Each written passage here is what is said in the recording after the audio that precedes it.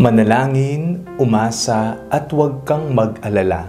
Ako po si Father Fiel Pareha at ito po ang ating segment, ang Daily Devotion, na kung saan tayo po ay magdarasal, magbabasa at magninilay kasama ng salita ng Diyos sa buong taon. Manalangin tayo. Sa ngalan ng Ama, ng Anak at ng Espiritu Santo. Amen. Halina, Banal na Espiritu, liwanagan mo ang aming puso at isip, nang maunawaan at maisabuhay namin ang iyong salita. Amen. Our Bible passage for today is from the first letter of Paul to Timothy, chapter 6, verses 11 to 14, and I read it for you. But as for you, man of God, shun all this. Pursue righteousness, godliness, faith, love, endurance, and gentleness. Fight the good fight of the faith. Take hold of the eternal life to which you were called and for which you made the good confession in the presence of many witnesses.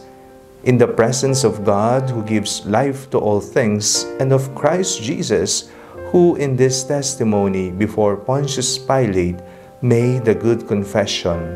I charge you to keep the commandment without spot or blame until the manifestation of our Lord Jesus Christ. Manalangin, umasa, at huwag nang mangamba. Ito po yung mga salitang nagmula kay Padre Pio. Ngayong araw pong ito, ginugunita natin ang kanyang kapistahan. Si Padre Pio ay naging tapat na alagad ng Diyos sa panahon na walang kumikilala sa Kanya at walang naniniwala sa Kanya. Tanging sa Panginoon siya nagkanlong. Ang Panginoon ang siyang naging liwanag niya. Palaging nagdarasal sa Kanya, palaging umaasa sa Kanya, sapagkat alam niya sa Kanyang sarili na kaiba ang ibinibigay ng mundo sa inilalatag ng Diyos. Tapat niyang isinabuhay ang Ebanghelyo.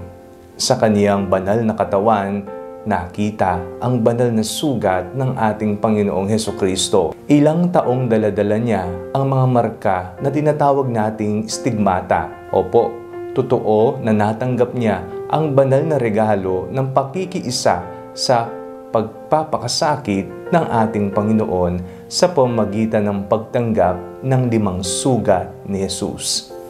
Siya'y patuloy na nagdasal, siya'y patuloy na umasa, at hindi siya nangangamba sapagkat alam niya na ang Diyos ay kanyang kakampi.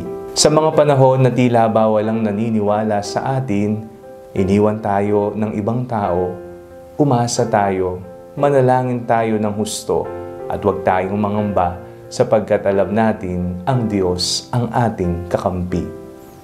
Manalangin tayo. Panginoong Hesukristo, nawa makita sa aming buhay ang iyong banal na pagmamahal sa amin. Amen. Sa ngalan ng Ama, ng Anak at ng Espiritu Santo. Amen. Huwag po ninyong kalimutang i-like ang video nito, mag-comment po kayo and share it with your family and friends. Ang Panalangin Bago Matulog ay may sariling Facebook page na po. Huwag niyo pong kakalimutang mag-like at mag-follow dito, and do not forget to subscribe to our YouTube channel.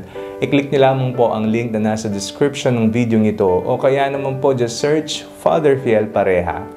God bless you po.